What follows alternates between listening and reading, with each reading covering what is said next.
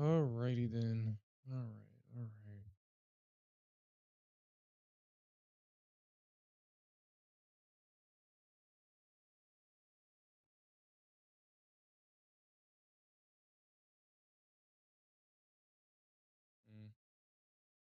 23, 835. 23, 855.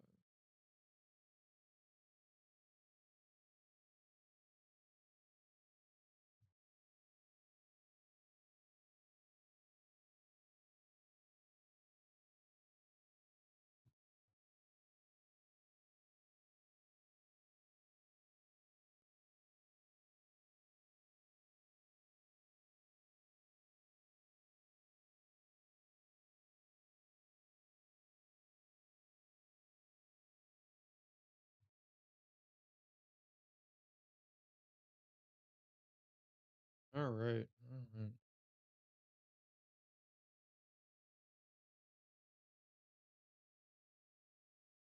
Oh man.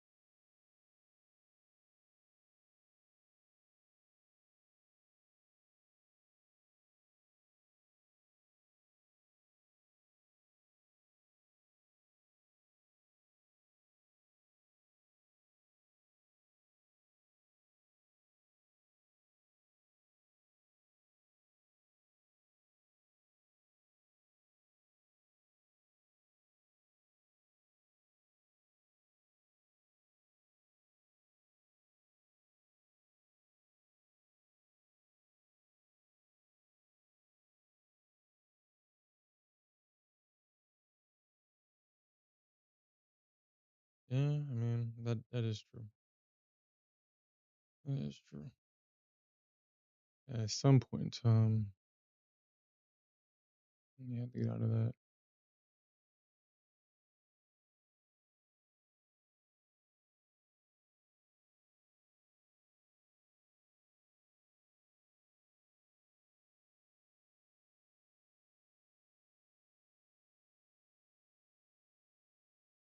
Ugh.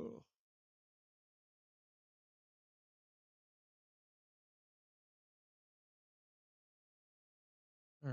right. All right. So that's done. All right. So, boy, what a day that we had today. What a day. What a freaking day.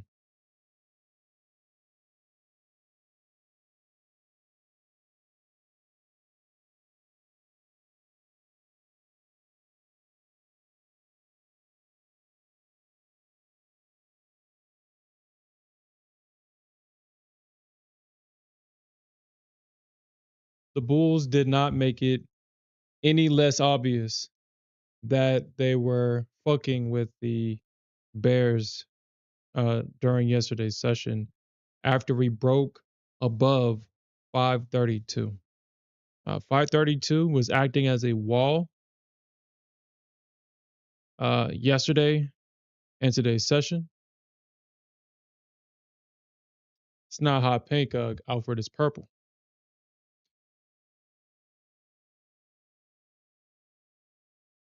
I guess it's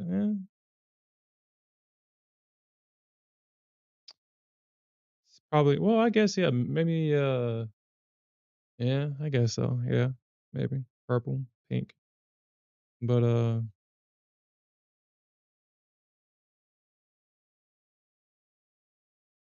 The bears failed to protect 532 today, and we got a short squeeze above this high.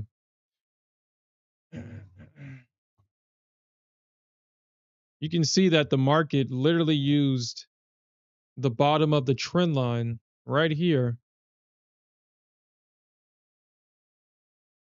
the entire session to bait the bears, basically to short it at the trend line. This is so intentional. I when I came back to my desk and saw this, I was like, wow, the bulls really don't respect the bears whatsoever. And then towards the end of the day, they pop it right back above the trend line. And now look at what they're doing now. Trading right above that trend line. Bears go through so much emotional trauma here on the Nasdaq. They go through so much. I can understand why a Nasdaq bear can go crazy and become a rainbow bear for sure, because it just seems like whenever they try to get something going, they're just not able to hold it. They're just not able to hold it. No matter how much aggression that they apply to the market, they're not able to finish their market objective, their goals, and all of their rundowns that take hours to complete just gets bought right back up in the last 10, 15 minutes of the session. And all it takes is one leg to take out hours of work, and the market just trends to the upside. So they tried to short the orb low, and they failed miserably. They failed miserably. But we did get this big move ahead of news. Historically,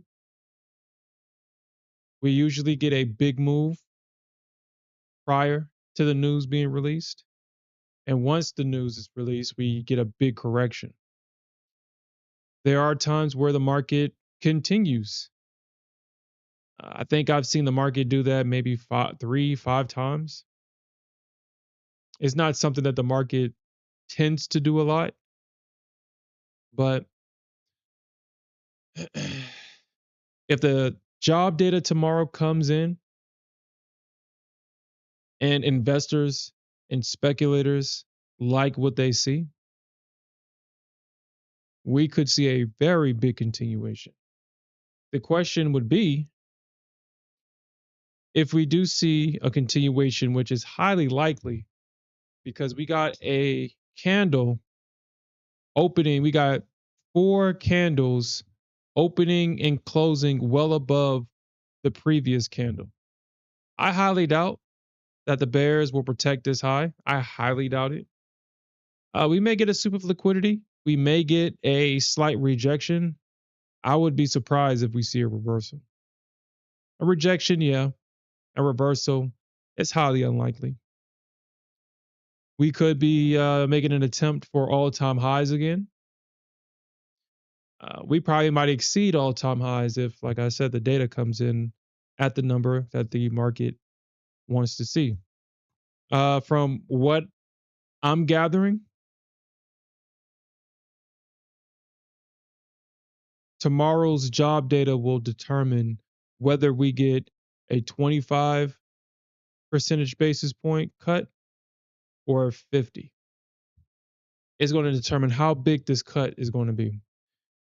If the market for any second believes that we may get a 50 basis point cut, we will see a big move to the upside. And then we might see a correction.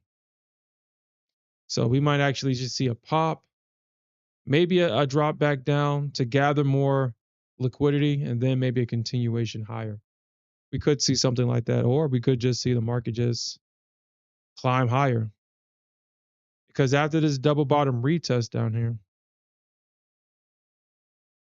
it's highly unlikely that the bears is going to have enough aggression, enough support to break that low. And if they do break that low, they got to pull back and they got to hold it. And then they got to knock it down, which, let's be honest, the Bears don't got that type of strength in them. So we'll see what happens tomorrow.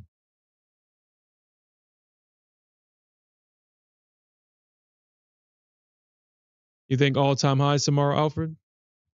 Yeah, I think that's a possibility. I think that's a possibility. Maybe 24-1, maybe 24-2 even. Because the ES, man, that was a nice run on the ES. Yeah, that's definitely true if the data is favorable. And that was definitely a nice run on the ES.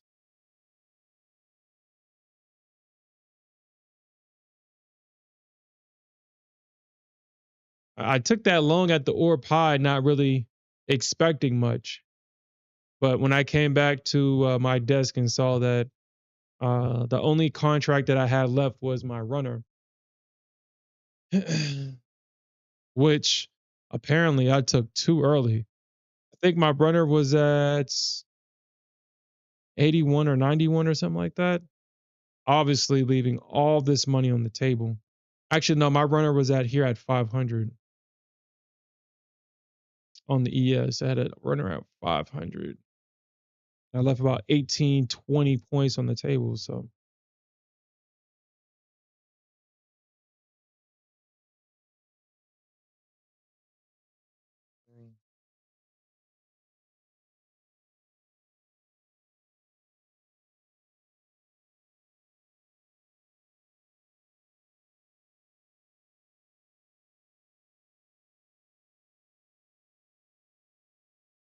I mean, I'm not gonna focus on ES.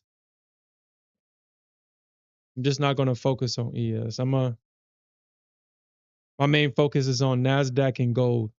I'm gonna trade the Nasdaq actively, and I'm gonna trade gold passively. I feel that trading gold actively is asking for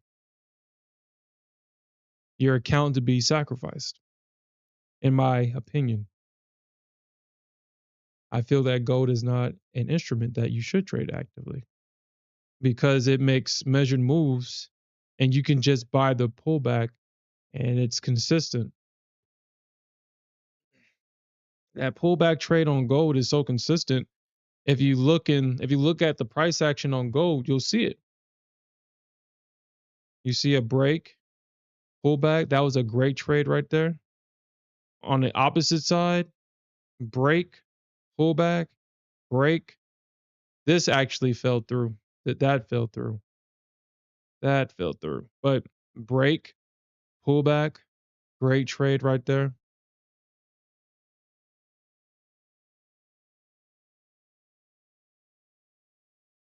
Break, pullback, break.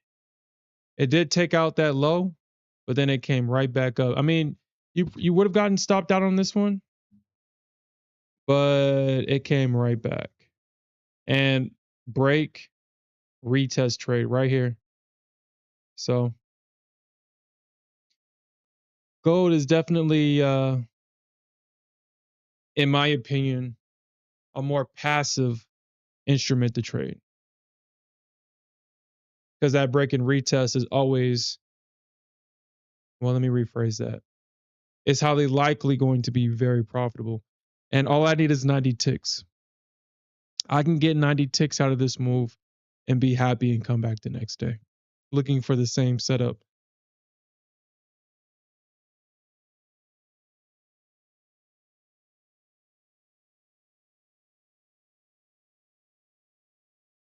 Shit, accountability, Alfred.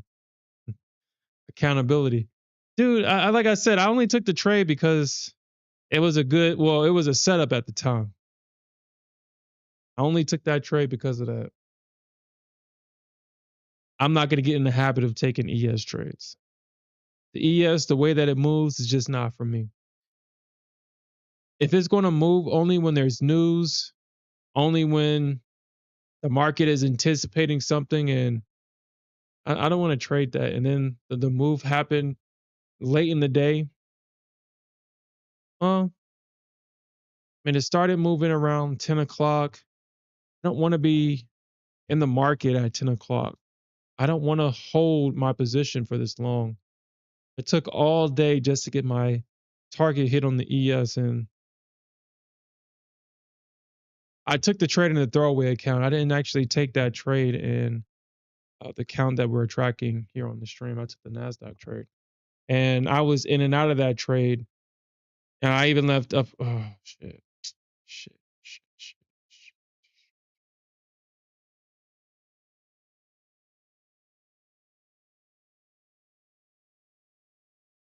I even took. I even left money on the table, and I guess today was a great example of having bias. I was expecting the market to come and reject around 575, 590. You can see that the market literally grinded up and took out those levels. So maybe in a pullback, 570, 595 will probably be an area to look out for. But yeah, the market just basically grinded through that. Mm. But I will say this though, uh, as a reformed trend fighter, I really don't see I really don't see the point of shorting or longing outside of structure. If the market is trending, I try to find because I know it's logical. I know that these algos aren't doing anything random. If they stop at a level, it's for a reason. And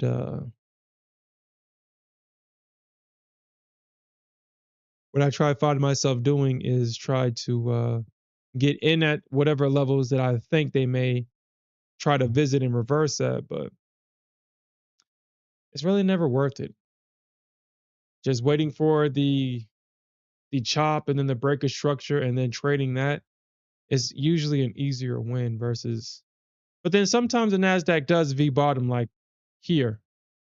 The trade that we was looking for earlier at 415, uh, it jumped up so fast, and I was trying to hurry up and get back into it that I got in at 428, 14 points away from my original entry.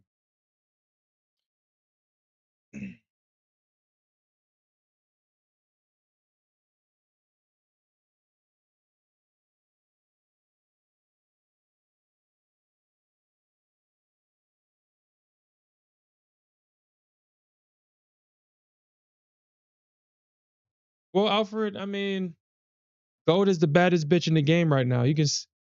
We understand that we say that we won't trade gold to cope, but she's the baddest bitch in the game right now. Gold works from the time that it opens to the time that it closes and that it settles. You don't see too much chopping on that on gold. She goes to work. You don't see too much chopping on gold. She's always making a move somewhere.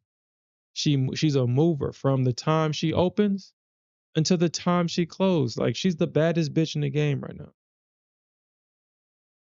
I hope gold continues to trade like this forever and she doesn't change. Hopefully she doesn't change. I mean, shit, if you came back into the market this morning and went long, I mean, shit, you're done.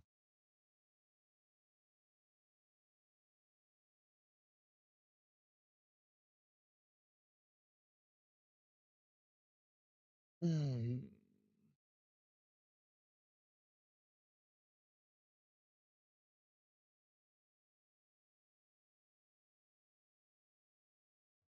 But Alfred, yeah, I do agree with you, man. I do agree with you. It's the times that when we don't hold the position, that's when we get big moves up like this, and it hurts, man. It definitely hurts.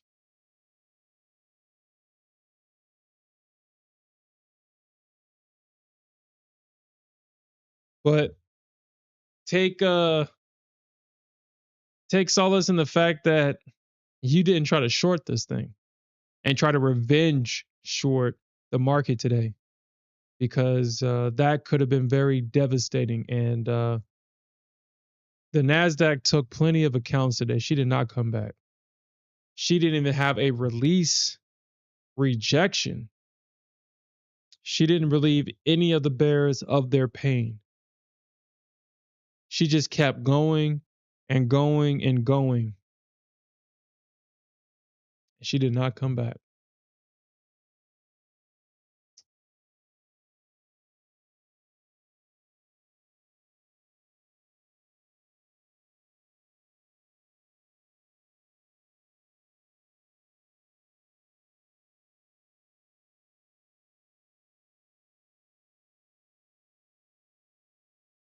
Mm.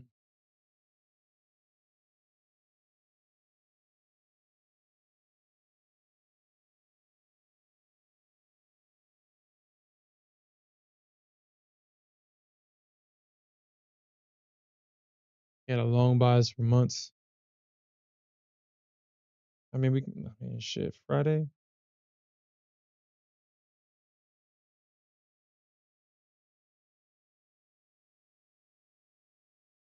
Mm. Ugh.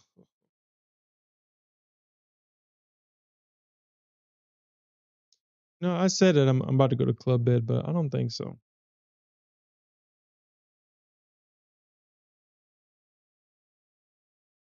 So that's Sunday's open, and then this was Monday's open. Monday was a continuation down.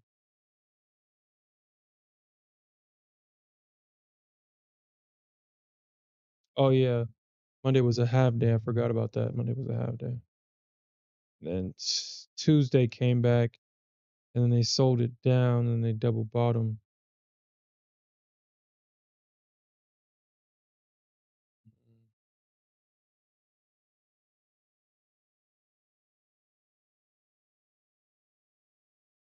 Still kind of kicked myself in the butt for Friday.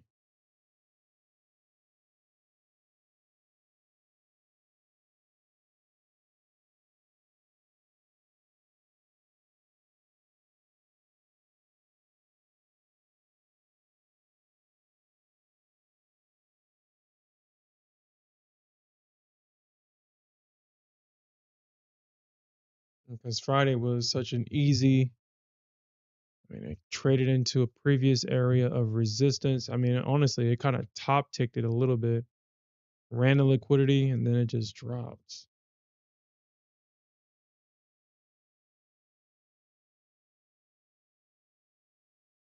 Mm.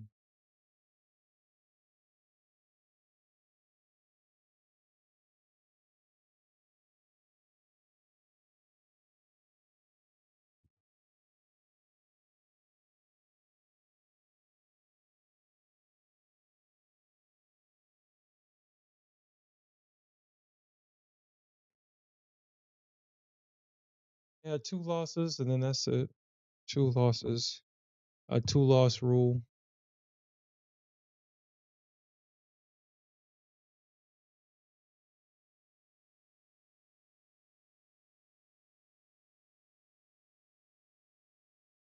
Damn, it broke out of this orb high, and it just has not come back down to earth yet.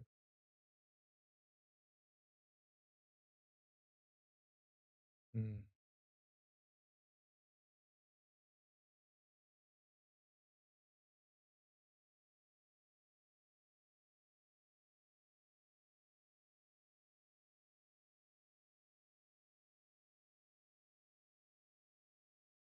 Hey, yo, what's up, Cave Trader? Yeah.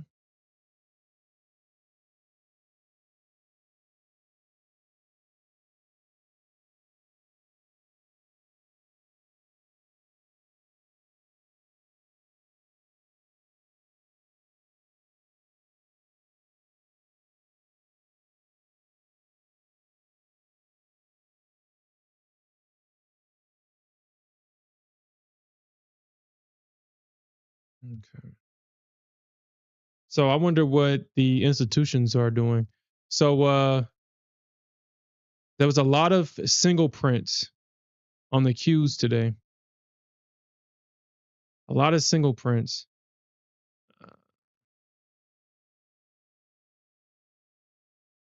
570 was a very popular level on the Qs today. Very popular. You can see how they have 5 point. Well, shit, that's basically 6 million right here. They got 6 million contracts trading at 570. So from 570, we got this big push up. I mean, shit, if you got 6 million contracts at one level, of course, price is just going to grind higher. Thought I saw 575. 575 was another level. Yeah, like 574. Could have sworn I saw 575, but maybe I'm mistaken. Okay, so here's some 575 prints. 575, 575. Yeah, okay, so yeah.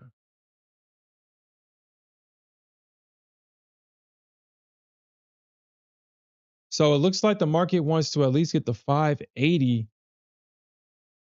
here on the Qs before we see a reaction from the market. So we do have a dark pool print right here at 577. But with this gamma level at 580, yeah, I'm pretty sure that's going to be the market's target and its objective. So we're going to keep a close eye on 570 tomorrow.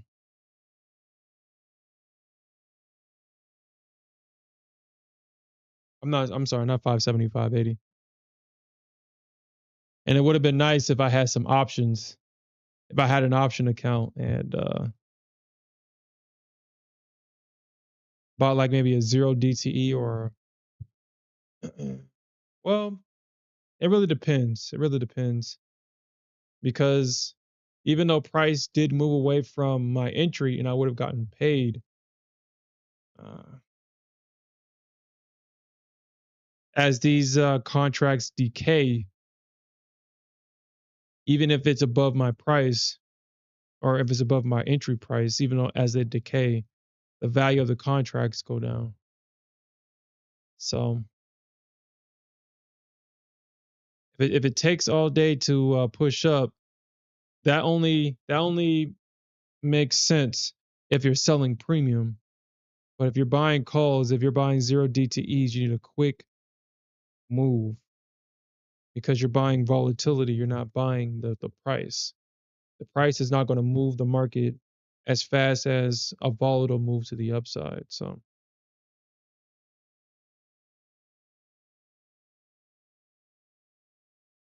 I guess I just prefer to trade spot price.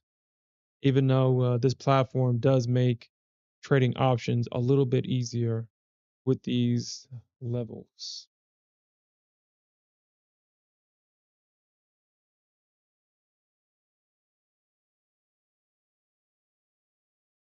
Yeah, I still have my Tasty Trade account.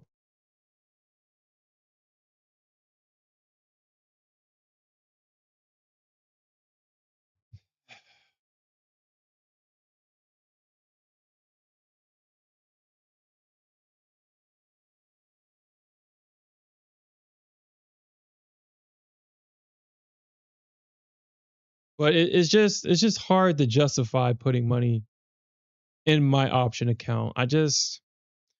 Whenever I put $500 into an account, I just think about, man, I could have just spent this money on a prop firm account. I would have had more buying power. The payouts would have been bigger. I mean, I had to just follow the stupid rules, but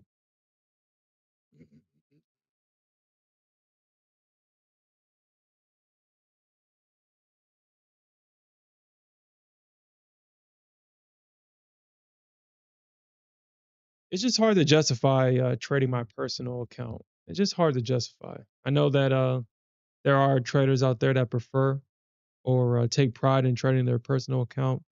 I'm just not one of those account. I'm just not one of those traders. I never cared about being a live trader. It was just something. It was a milestone. Not the fact because I was a live trader, but what it took to become a live trader. That was the that's what mattered to me because it just shows that I can do it, you know? When you doubt yourself, I mean these milestones, these accomplishments helps you combat that inner critic that doesn't care. And that inner critic will call you out your name sometimes. You could be named Fred, but that inner critic will call you all kind of nasty names. He'll call you everything but Fred.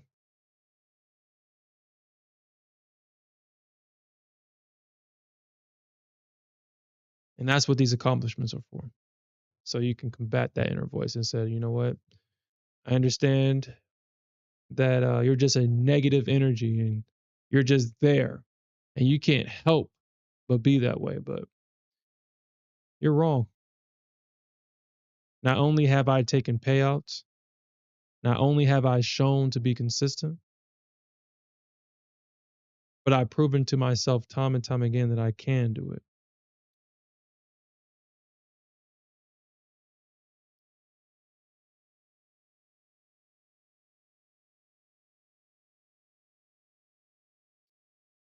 And that's kind of all what it takes.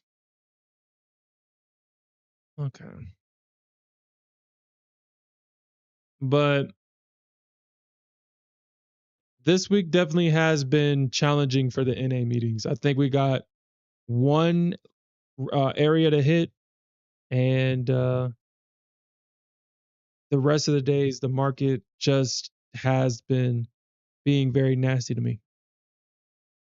Like I was looking for 275 to about 255 here, just for the market to sit here and find support at 299.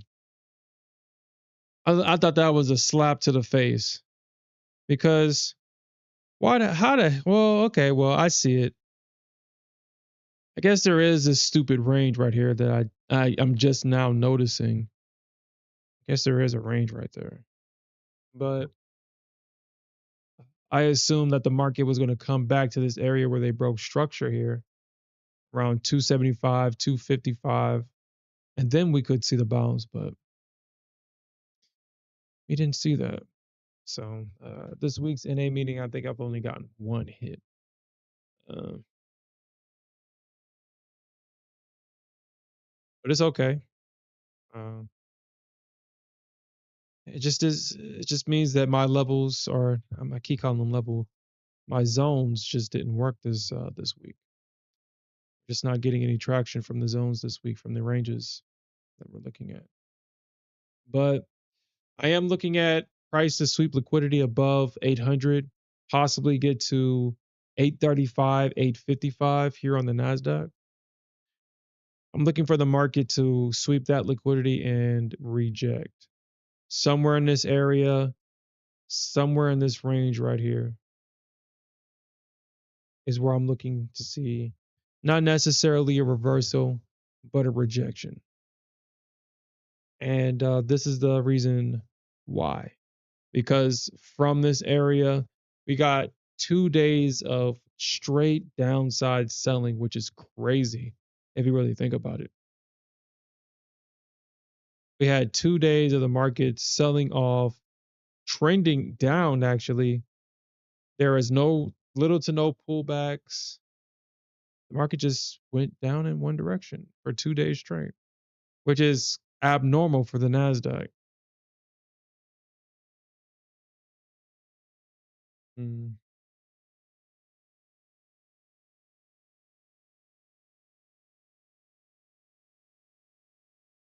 mm. It just went down 2 days straight. So yeah, and then it lines up with R4. It lines up with R4 as well. So this is definitely the first area of the fence for the Bears. If the Bears are not successful in defending this area, it is highly likely that we see a squeeze. I'm looking for 955, 975 as another area that the market could potentially trade into. So I said 955, 975. So about 955 to about 970. So something like that, trading into this area right here, we could potentially see a rejection if the market doesn't reject here.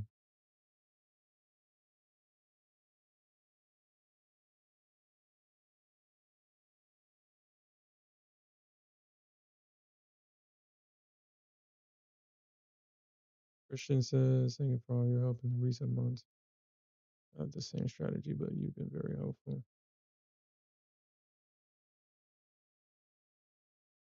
I appreciate that. I appreciate that. Thank you, Trishan. I appreciate that. That's what this is for. At least that's my goal. That is my goal. So I appreciate that. I really want to give to this community. Doing this, it gives me purpose.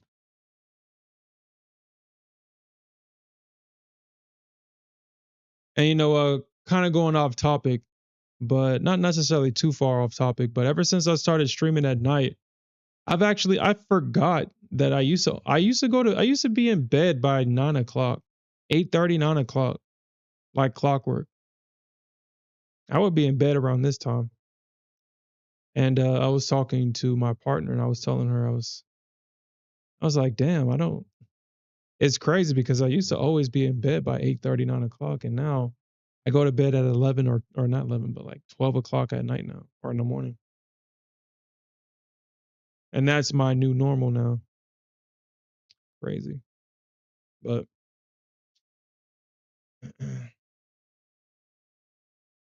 so those are the two areas that I'm going to be looking for going into tomorrow's data. So, uh, how I'm seeing this move, how I'm interpreting this move, this could be the buy the rumor, sell the news event. We have to admit that this type of price action is abnormal. And when we see price grinding away and is trading into a area of major support, we have to pay attention to that. We have to pay attention because that's obviously the market being manipulated.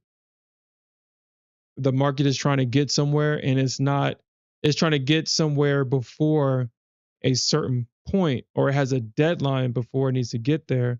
Like news is dropping at 7:30 Central Time during the next session. So they need to hurry up and get to where they need to get to. So they don't play the break and retest games. They don't play none of those games. They just grind it higher. And that's what we saw today. So I'm definitely going to be mindful how we trade tomorrow. I'm definitely going to do my best to try to pick my spots and not get caught up because we could see a big correction tomorrow. And then at the same time, we could see a big continuation. So I won't be trading at 7:30, but I'll definitely be watching the charts for sure. Definitely be watching the charts. And yeah, that's the only thing that we have tomorrow is the non-farm payroll. Yep, that's the only thing we got tomorrow is non-farm payroll.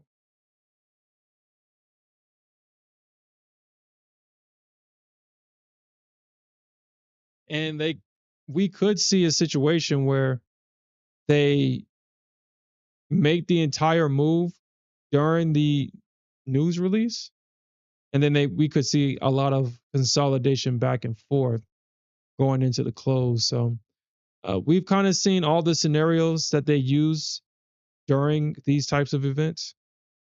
So we just have to recognize which one they're going to use and just try our best to trade it. And if we have to sit on our hands tomorrow, then we have to be okay with that and not force trades. But this is the Nasdaq we're talking about, so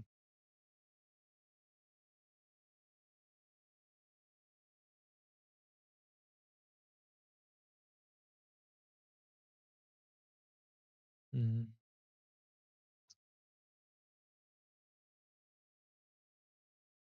Actually, let's actually look at that because I started to look, but then I didn't finish looking. All right, so let's see what they're going to do tomorrow, or at least what the market is speculating for tomorrow. So we'll actually look at for today and tomorrow. We'll look at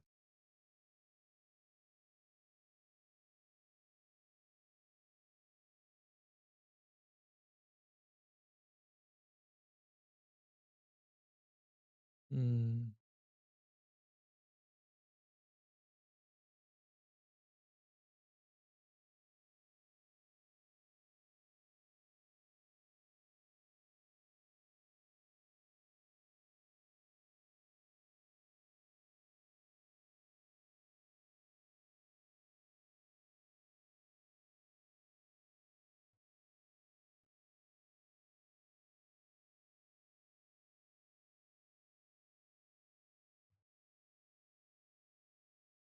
hmm,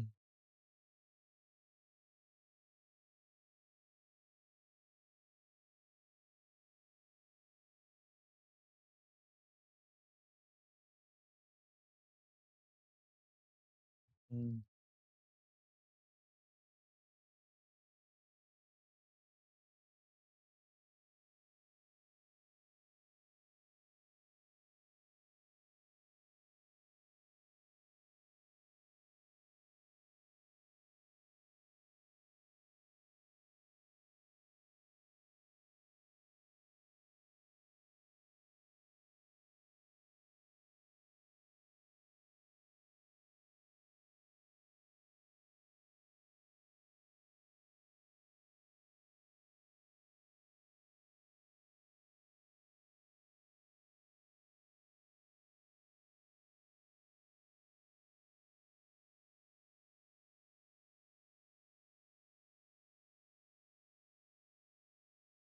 Hmm.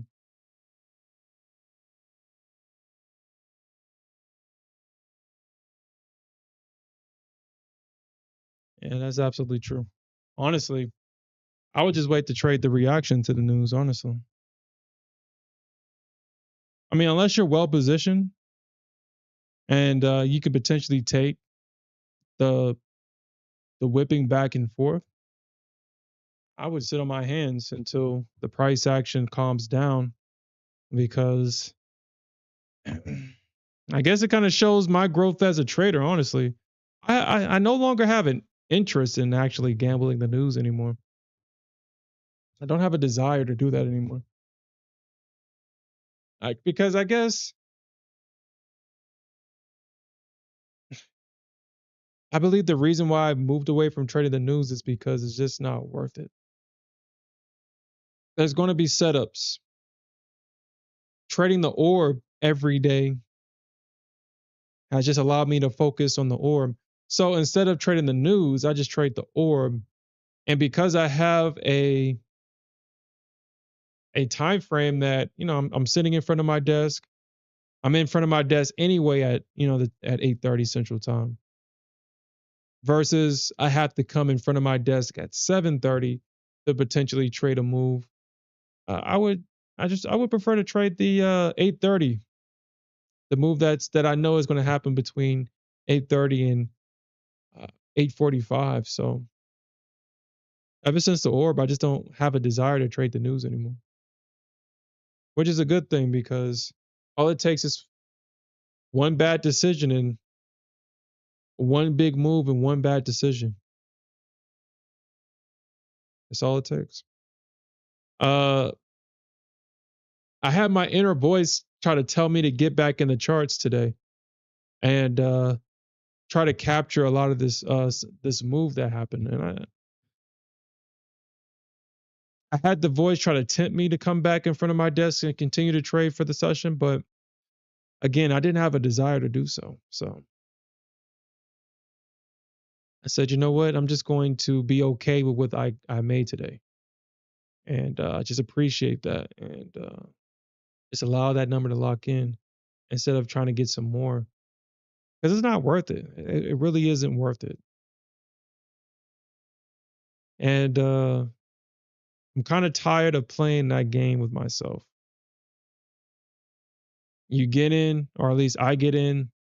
The trade doesn't go my way. It's taking a lot of my attention. It's taking a lot of mental and emotional resources because I have to pay attention to it and manage it.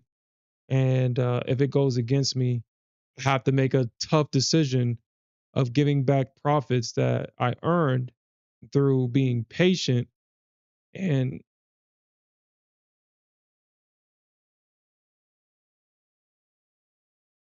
I'm losing everything, or not necessarily everything, but I'm losing a good bit of my profits, my patient profits, because I wanted to gamble. And now I'm hoping that the market gives me my money back or gives me another chance. That's just too much. I'm very protective now of my mental and emotional resources. I'm not going to allow the Nasdaq to take that shit away from me anymore. She's not going to take my time. She's not going to take my mental clarity. She's just not, I'm not going to allow her to do that to me anymore. So I'm just going to come in, get my win, or take my 2 losses and then come back the next day. That's about it. Mm. So it looks like SPY is kind of all over the place. It looks like they have a lot of strikes that they're trying to. I mean, the first thing that I'm noticing is that they bought the 660 strike.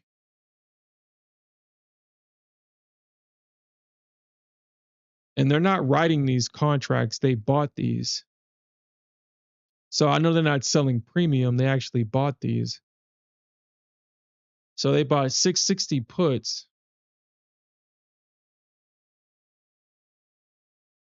Mm. I guess I'm trying to understand why someone would buy so far out of the money, because if price is going to continue to trade higher, it's going to make the contracts more expensive. And uh,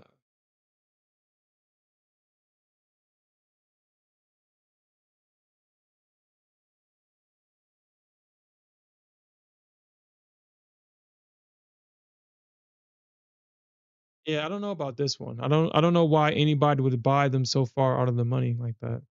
They bought these about $10, $11 out of the money. They bought, so these are block trades actually, never mind. These block trades are usually hedges. Okay, all right, that makes sense. But still, I mean, if you have a hedge, why would you, like, why are you hedging so far out of the money unless I'm missing something about options? I'm trying to think. It's not like they're selling premium. They're not selling this. They bought this.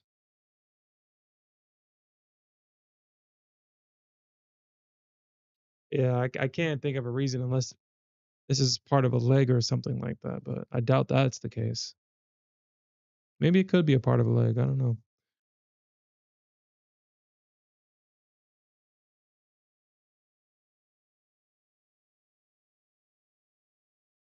Actually, let me see if I can kind of sweeps only. All right, so we got the sweeps.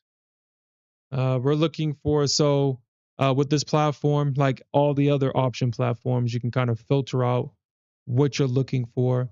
When it comes to these database applications, you have to have the right mindset, and you have to understand what you're looking for, because this database is just filled with real-time data. Right now is not real time, obviously, because the market is closed, and you can kind of go back and kind of see what market participants done throughout the day. But you got to have the right mindset when you're looking through a database. And right now, what I'm looking for is I want to see people that are actually putting real money in the market. I'm looking at this right here, at least $200,000 in value. So these market participants, which is usually institutions, because you're not going to see too much retail put this much money on the table at one time. So it's highly likely this is an institution, and throughout the day they bought calls, they bought puts. It looks like they were shorting at this gamma level right here. So you can see that they were shorting at 648, 647, 645. So for whatever reason they believe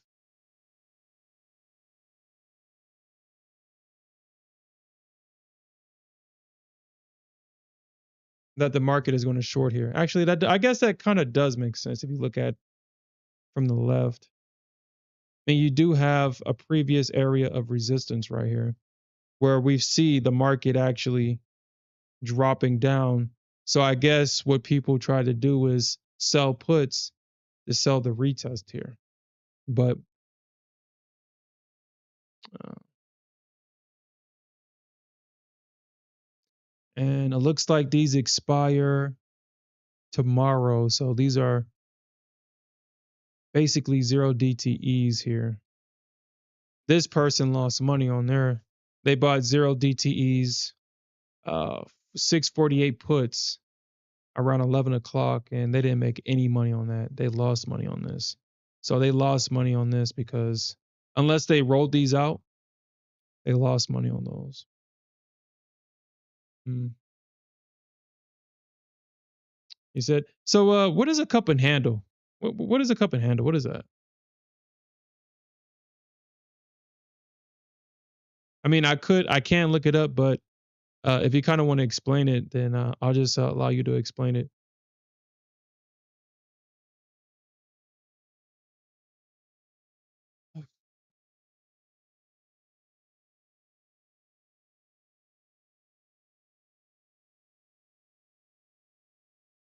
Uh, let's look at the cues and see what they're doing over there at the cues.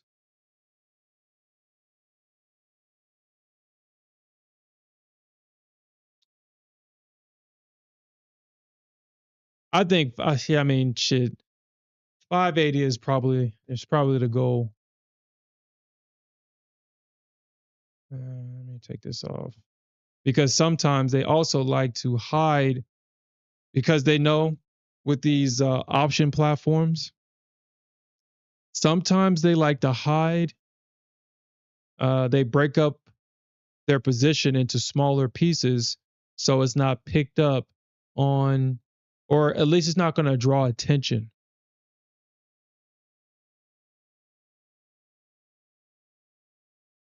When I see like this is probably an institution right here breaking up their position because look at this right here. You have three separate positions at 57.48 or around that price.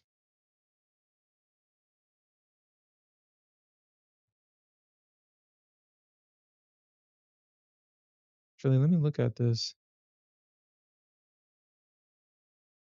So we got these small little orders broken up. They're buying puts at the end of the session. 574 puts. And actually, never mind. I'll take that back. they expired already. So unless they rolled these out, they lost money on these puts. Unless they rolled them out. Or unless they was looking for like small little scalps, which I guess when you have a lot of money, why not? Why not? Actually, let me.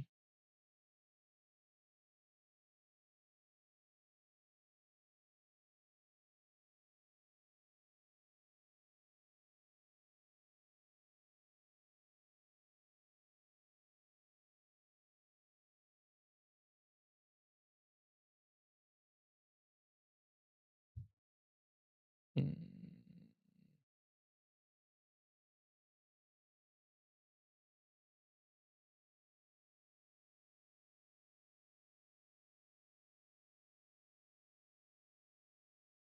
all right, let's see something.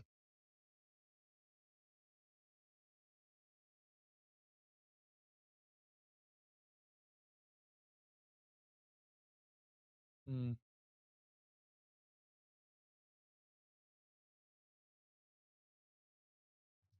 So, what does it mean, cave trader? What is a cup and handle? Like, what does it mean? Or is it like so? This would be the cup, and what it pulling back would be the handle. So, would it be something like this, where you got this run, ooh, you got this rundown, it comes back up. This will be the cup, and the handle will be something like this or something.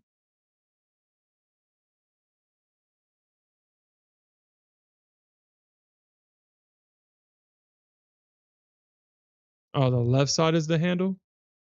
So you're talking about like this, break, and then come back up like that. What does that mean?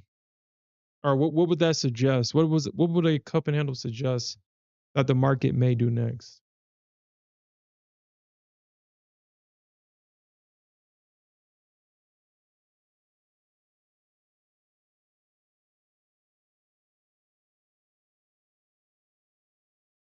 Mm.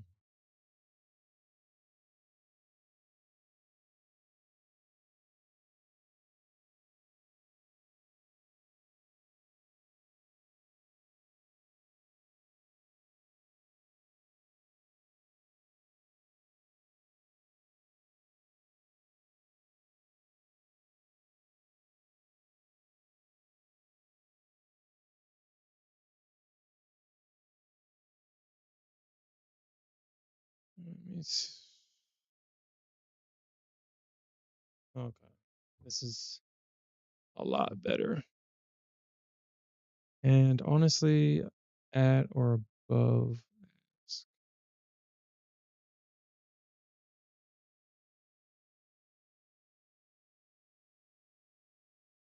Okay.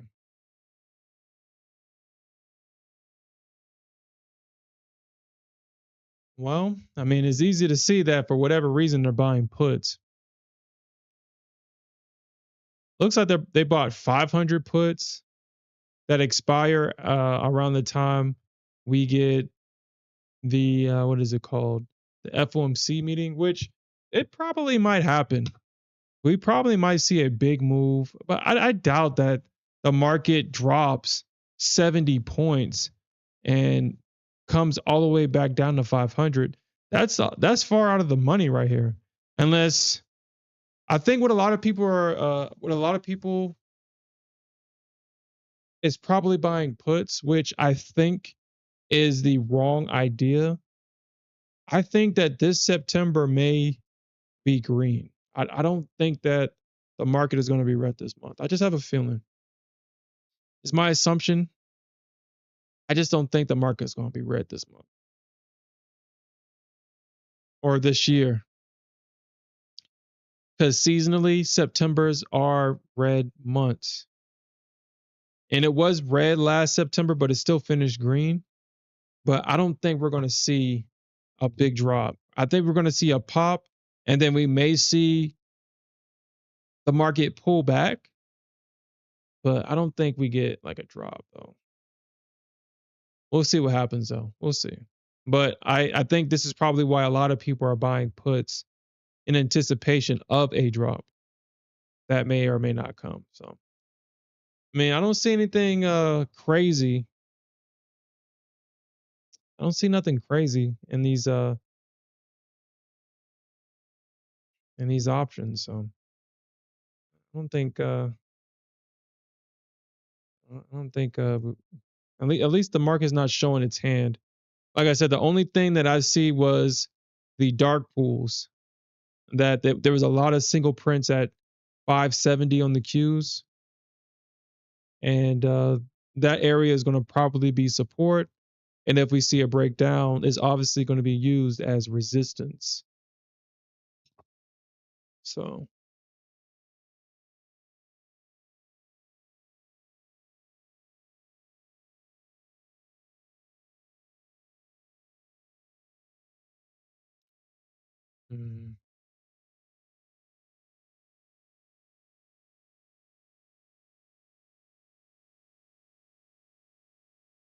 540.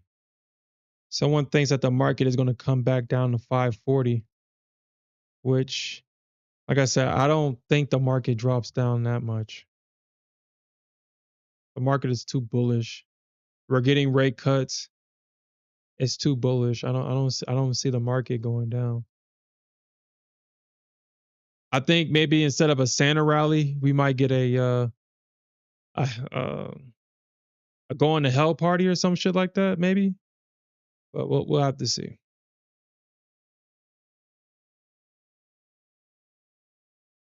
But during Trump's first presidency, this is what we saw.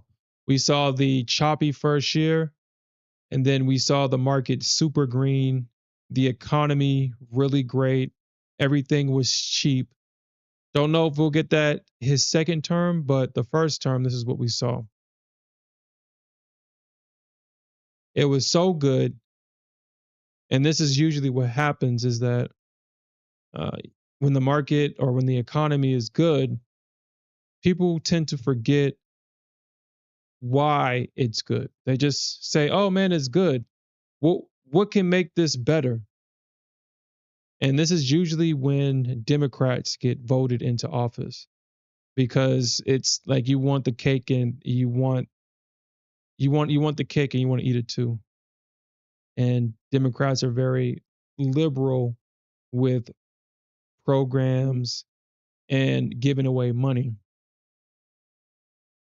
And that's what happened this time around. It was too good. So hopefully we can get something like that again. But the one thing about prices is once they go up, they stay up. So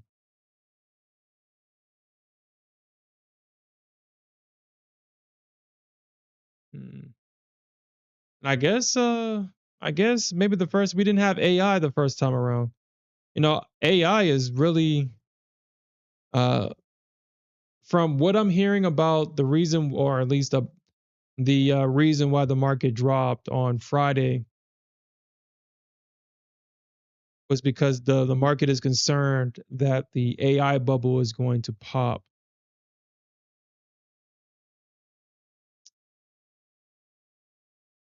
If I'm going to put myself in the shoes of an employer and what AI can do to me or what AI can do for me, I'm thinking of ways on how I can reduce my workforce and replace that workforce with AI.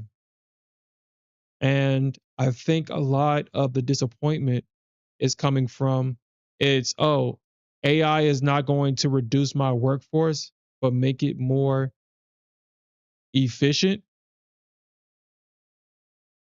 Efficiency don't necessarily add up to cost saving, or it doesn't always add up to making more revenue, especially if these businesses have to pay for these AI services. Because if it's just making their workforce more effective, well, if I'm an employer, if everything is working and I'm making money, uh, I don't think I need the AI to make my workforce more effective because if they don't figure the shit out, I can always replace them if I'm an employer. So I think, well, that's my assumption, obviously, but if that is the case, I can understand it. I can definitely understand it because we all know that AI doesn't necessarily. I mean, yeah, AI will make people more efficient, but it'll also make them stupid. And what I mean by that is you're going to start to see a lot more people relying on the AI to do the thinking for them. And us humans, for whatever reason, when we start to delegate tasks to other entities, over time, we tend to lose that ability ourselves. A great example is how, after a certain point, no one knows how to have a conversation in real life. Everybody, or not everybody, but majority of people only know how to engage other people in the comment section, but are socially awkward in person. And that's because we delegate everything to memes, internet personalities, our favorite celebrities. A lot of people don't take the time to even understand who they are. So when they actually get in front of someone and it's time to have a conversation about, hey, what is your favorite thing to do? What do you do in your free time? Stuff like that. Simple things people don't know because people don't take the time to do that stuff.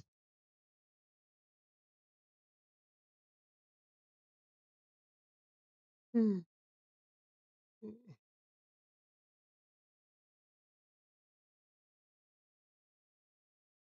Mm. So the cup and handle is a bullish pattern. I'll look into that, cave trader. I mean, shit. I guess we can look into it now. It's not like the market is moving or nothing. So you said cup and handle.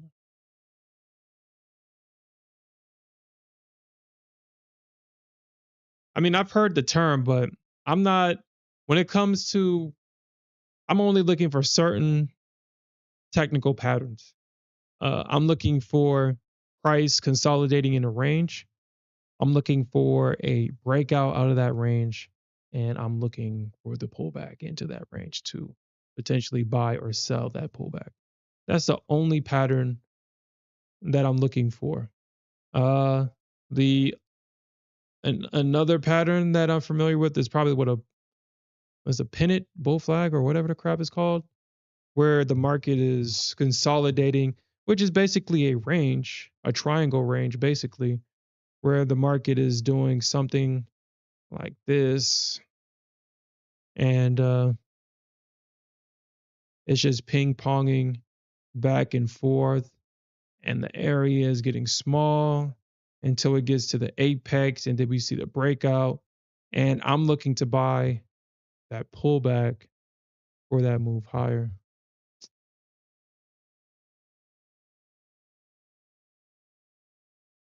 I'm looking to buy that for that move higher.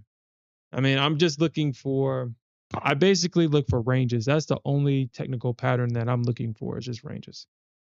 I feel that well, that's all you really need to look for, in my opinion. But okay. So this is the cup, the handle. So it's basically a failed. So I guess a cup and handle. I guess I am looking for this pattern. This is in this situation, I would say that this is the bears failing to hold the pullback and getting squeezed out of their positions right here. Because this is what I look for. Uh Failure to hold the pullback. You got a double top, you got price breaking out, pulling back. The bears try to get short here and they fail, and their stops getting used to fuel the market higher. I didn't know that was called a cup and handle. I just call that a seller failure, or the sellers failing to hold the pullback. That's what I've called it. So okay, I guess I'm looking for a cup and handle pattern. You trade those all the time?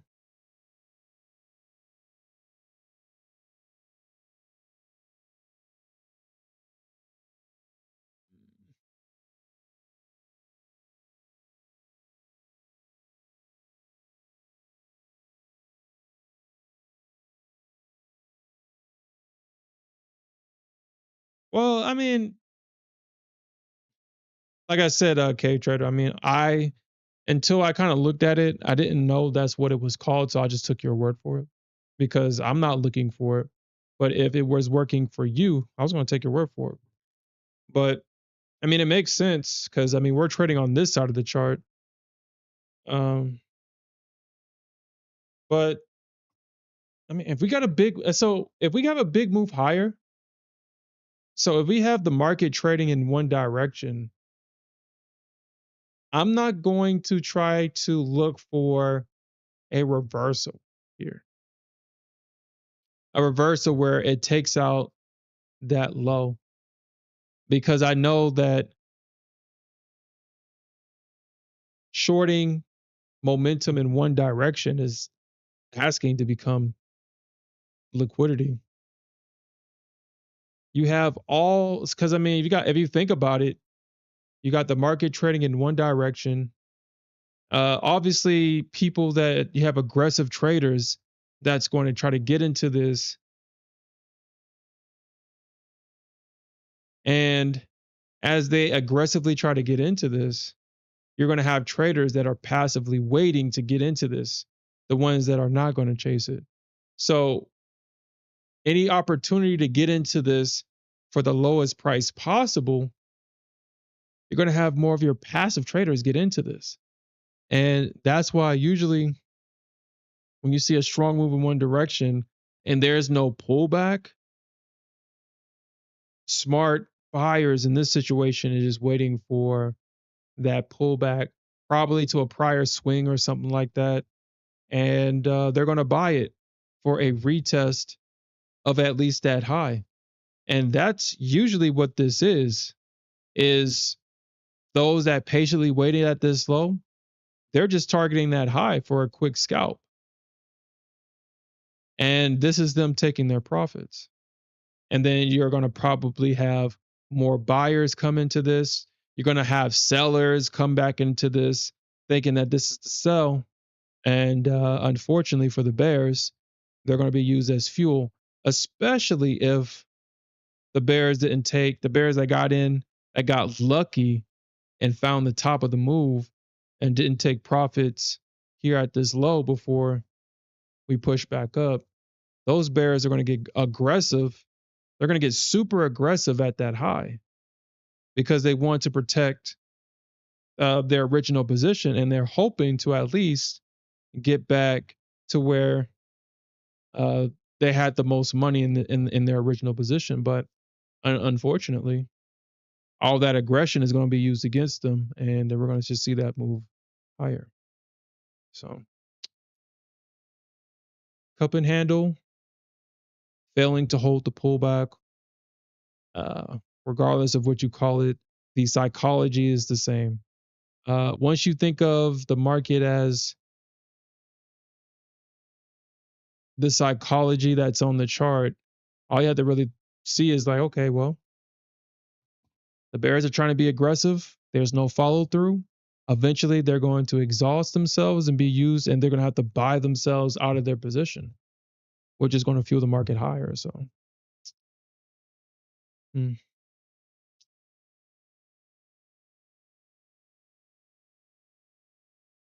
So you trade cup and handles yourself?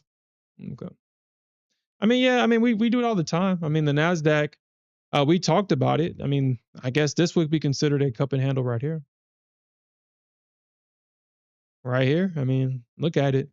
It's the breakdown. The Bears got super aggressive here. They pulled it back.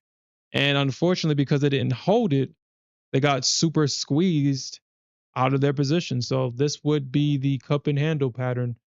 But like I said, I call this a failure to hold the pullback because they broke structure down.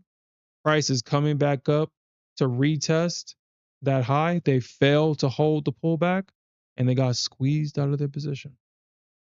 So we was basically talking about this earlier in the session. So I guess we learned something new. All right, so we're almost down to the wire.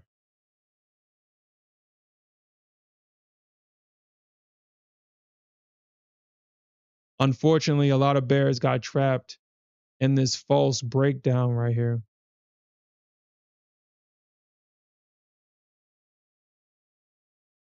And this was definitely a clean breaker structure to the upside. That was definitely clean.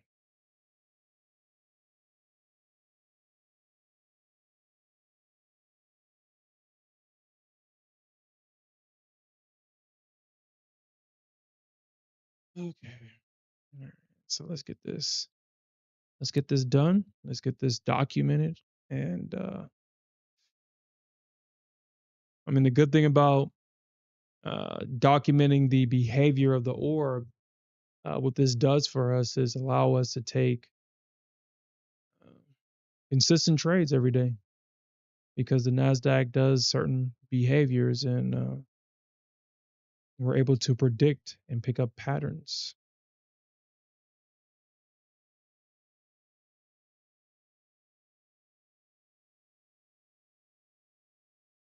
All right.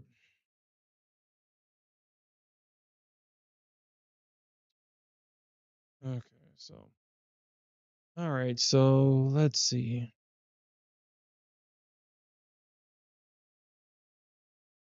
All right. So between 9:02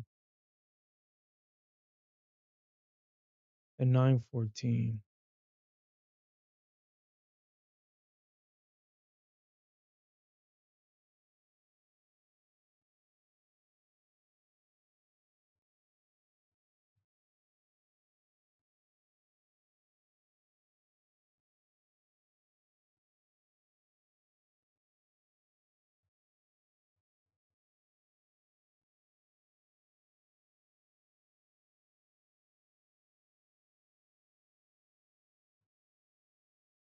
Okay.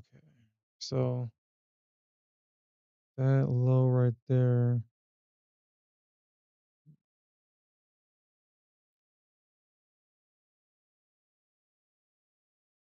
All right. So that low is 410, 457, 457 minus 410. So that's 47 points to the downside.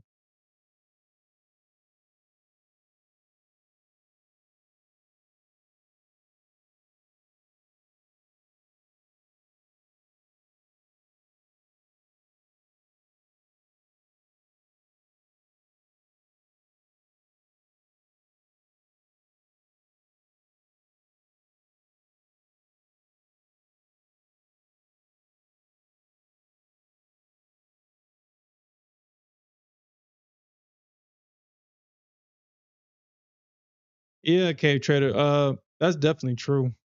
Once I realized that myself, that's why I hold my trades.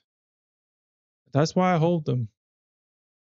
The market does the same shit every day differently.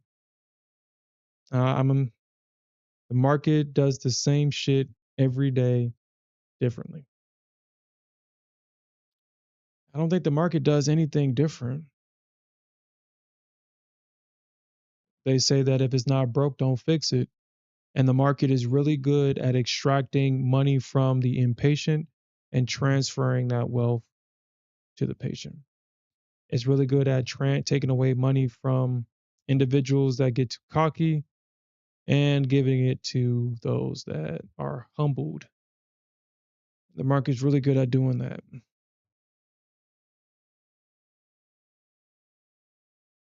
Because the market is designed or is engineered to play against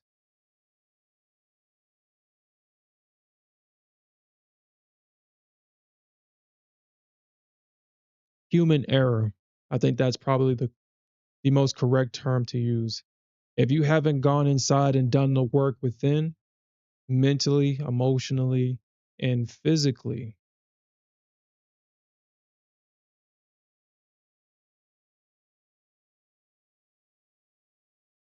anyway, anyway, if you haven't gone in and done the work mentally, emotionally, and physically, the market takes advantage of that, especially the Nasdaq, especially the Nasdaq. She takes advantage of that. So I thought I was disciplined until I started trading the Nasdaq and was humbled by how much work I still had to do.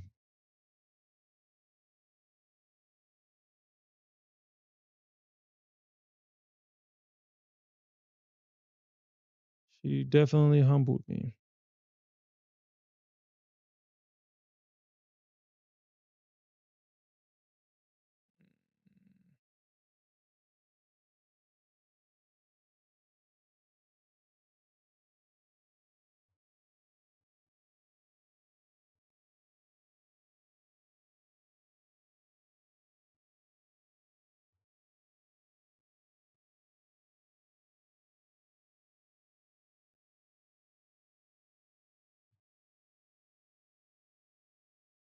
Ah, 709. The ore pie was 548. 709, 548. 161 points to the upside.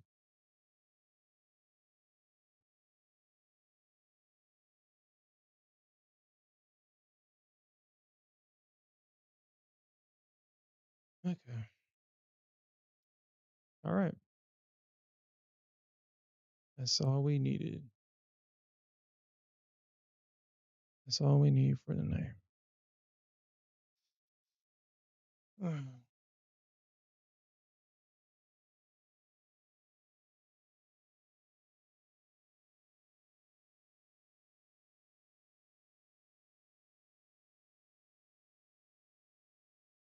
Like, what the hell was all that? All right. And again, we had over 100,000 contracts being added in the first 15 minutes. And again, we had a big move to the upside.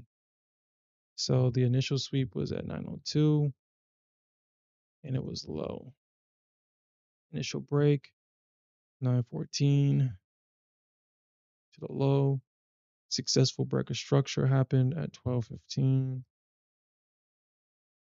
High, break. It broke low, then it broke high. Initial reaction was a break and retest. I'll say that it was a clean break and retest. It wasn't a dirty break and retest. It was a false breakdown though, but it was still clean. You got 40 points out of it, so 47 points, which is not uh on one contract. I think 47 points is about 900 and something dollars.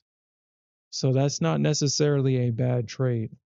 But if you was looking for a bigger target, then unfortunately, if you held it, then you got stopped out.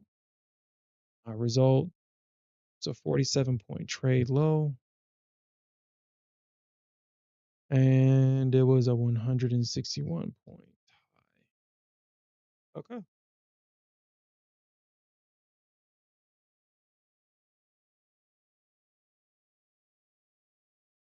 Mm.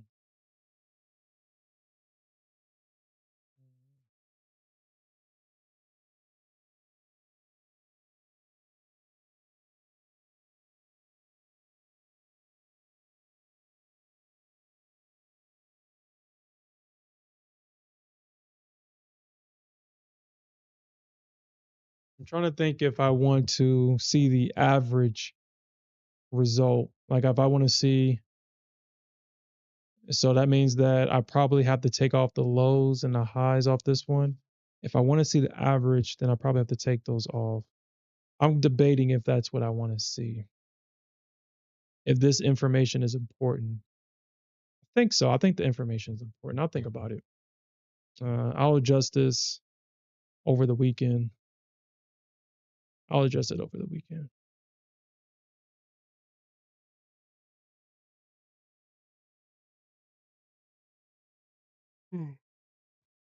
But all right, guys, that's it for me. I appreciate those that join, and we'll definitely come back tomorrow morning, and we'll definitely look for more opportunities to earn some more money. And with that said, peace out, everybody. Have a good night.